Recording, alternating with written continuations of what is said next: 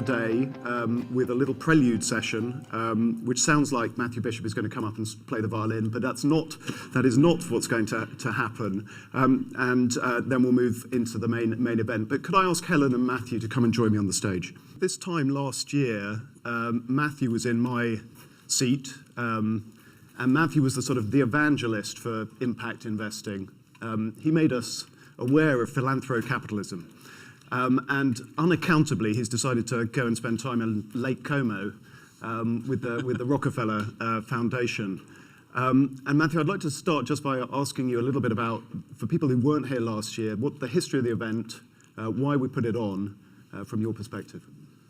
Yeah, well, thank you. It is a great honour to be back on the Economist stage. I'm glad you're still welcoming me to the stage after I've left the organisation. So. To go off in such a tough direction. But just to say briefly, at the Rockefeller Foundation, I'm going to launch a new global institute, which I think will be looking at how philanthropy can have much more impact and leverage and work better with the private sector. And there were a lot of issues that we're going to be talking about today will be very relevant to what I'm doing. It's very much through an ideas generation process and meetings like the meeting at Bellagio that 10 years ago coined the phrase impact investing. Those are the sort of things I'll be doing. There's also a part of the Rockefeller Foundation that makes grants to support what they call innovative finance. And one of the people in charge, the person in charge of that will be speaking this afternoon, Sadia. And she has a lot of money to fund things that I don't have any money to fund things for. So just to clarify that I'm not on the giving away money side of the Rockefeller Foundation, sadly. But anyway, I first wrote about impact investing in 2009 in The Economist, and I've been fascinated for all this, for many years, about how we better align how the capital markets work with, I think the broad interest in society getting better and the world dealing with some of its big challenges. And just, from the earliest days of writing about this, have been watching the gradual movement towards the mainstream of people who felt that being a capitalist and being someone who thought the world could get better and bring billions of people out of poverty and deal with the environmental challenges and so forth wasn't those two things weren't incompatible.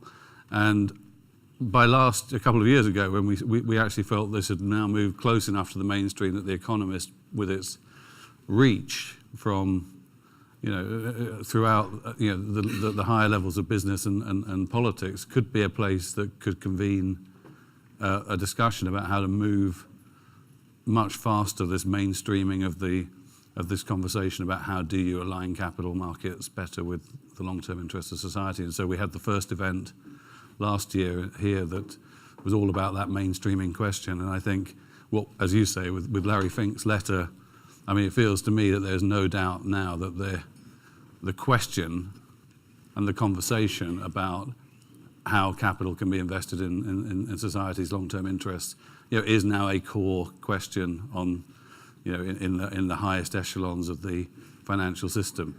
It remains, I think, an open question, which is how I ended the piece I wrote in 2009. The real question now is, will people put their money where their mouth is? Does the Fink, just on the Fink letter, Fink's preoccupation is long-termism. Is it right to elide impact and long-termism, which is kind of where he's going? I don't think, in pure theoretical terms that they always will align, but given how I think the financial markets have been so preoccupied with quarterly results and some of the short-term incentives that they've had that sort of any move in a long-term direction is likely to open up a lot of space for doing things around diversity internally, or around supporting infrastructure investments, investing in the building up of developing markets in ways that aren't just about dealing with the very sort of richest people, but actually building out the middle class and so forth. All those things, I think are opened up by this long-term conversation. So we're a long way from the point where we need to worry about those two not being aligned. But I do think it's an interesting question, now that it's been mainstreamed as a topic, can we actually see more, creativity and financial innovation, which you've written about in your book, that actually will deliberately see financial firms actually try to solve big social problems in an explicit way rather than just making sure that what they're doing isn't, sort of contravening or going against some of the social screens that they put in place. Helen, you just back from Davos. I think I may be the only person in the room who wasn't there, but let's assume lots of words. What was sustainable investing, impact investing, was that a topic of conversation? A huge topic of conversation. So it's the second time I've been, and even just in the 2 times I've been, and Matthew goes much more often than me, I'm sure he'll agree, it moves up the agenda, and a lot of people were talking about it this year. So, that was really noticeable, totally apart from preparing for this event. I did an event there, I moderated an event JP Morgan ran on sustainable investing. Wasn't asked to do that the year before. I came away asking myself a few questions, and one of them was, how real is this? Because the mood in Davos generally was very good. The global economy is growing very well, nearly every bit of it. I think, the UK apart, it's a global synchronized recovery. When people are happy and they're not worried and they have money, that's when they turn to what might have been regarded as a frippery. Well, when things get hard again, will it just vanish again? Or is it now? Has it crossed some sort of threshold that this is something that companies really are considering? And that's one of the questions that I'd like to be thinking about through the day here.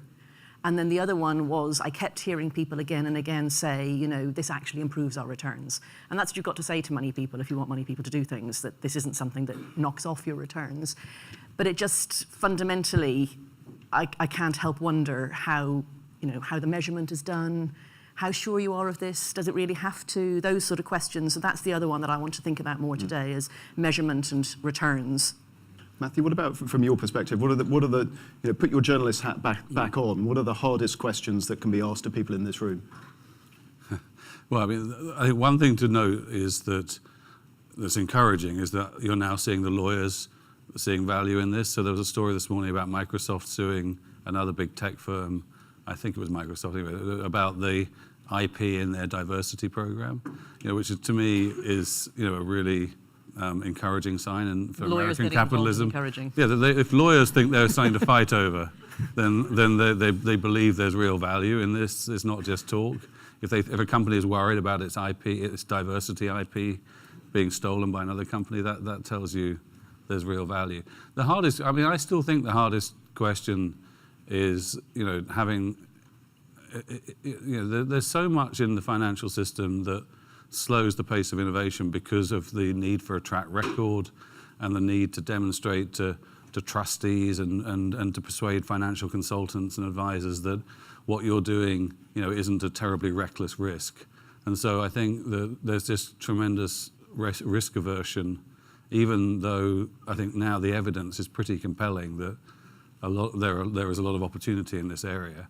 And so the real danger is that people will go much more slowly and much less capital will be deployed than would be optimum and would actually be profit maximizing. And so I feel like there are so many, and The Economist writes about this a lot. There are so many fundamental issues in the incentives in the financial system, the classic agency problems that I think really get in the way. And it's why we've relied on, to some extent, high net worth individuals taking some of the lead on this, but even they, seem to often be less courageous with impact investing than they are when they're starting their businesses. So I worry about risk aversion.